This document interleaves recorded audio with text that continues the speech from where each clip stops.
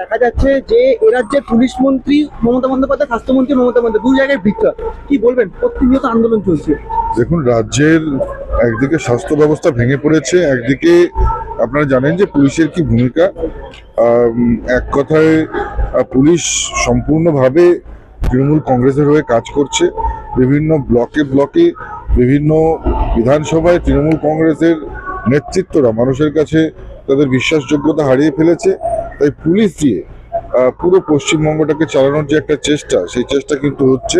আজকে একই সঙ্গে আমরা কলকাতায় দেখতে পাচ্ছি যে স্বাস্থ্য ভবন, সেখানেও যেমন ধর্ণা চলছে, ঠিক পাশাপাশি পুরো একেবারে ল অ্যান্ড অর্ডার সিস্টেম ভেঙে পড়ার জন্য সাধারণ মানুষ কিন্তু পুলিশের কাছেও দাবি জানাচ্ছে।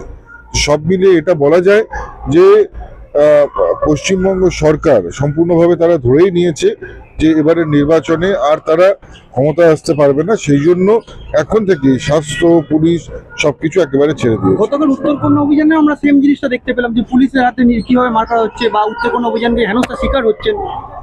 দেখুন, আমি তো বলেছি একটু আগে যে ল অ্যান্ড অর্ডার একেবারে কোলাপসড হয়ে গেছে এবং পুলিশ সম্পূর্ণভাবে একটা নির্দিষ্ট দলের হয়ে কাজ করছে এবং যে কারণেই তারা কিন্তু কে সাধারণ মানুষ, কে মহিলা, কে আদিবাসী কোনো কিছুই দেখছেন না, সবার উপরে লাঠি চালাচ্ছেন, টিয়ার গ্যাস চালাচ্ছেন। এক কথায় বলবো যে তৃণমূল কংগ্রেসের যে শেষের শুরু সেটা কিন্তু হয়ে গেছে। মমতা বন্দ্যোপাধ্যায় তিনি বলে দিচ্ছেন যে 1,20,000 নাম বাদ যাবে। 1 কোটি। 1,20,00,000। স্বাভাবিকভাবেই মমতা বন্দ্যোপাধ্যায়দের কাছে হিসেব রয়েছে যে ফেক ভোটার কত ছিল এবং ঘোস্ট ভোটার কত ছিল, তাদের কাছে খুব ভালো করেই কিন্তু আগের থেকে হিসেব ছিল। তারা যদি চাইতেন এসআইআর হবার আগেই ক্লিয়ার করে দিতে পারতেন, যেমন এখনই মুখ্যমন্ত্রী বলে দিতে পারছেন। তো স্বাভাবিকভাবেই বলবো যে একটা ভয় তৃণমূল কংগ্রেস এবং মমতা বন্দ্যোপাধ্যায়ের মধ্যে কাজ করছে যে এই ফেক ভোটারটা চলে গেলে পরবর্তী নির্বাচনে জিতে ক্ষমতা আসাটা খুব কঠিন হবে।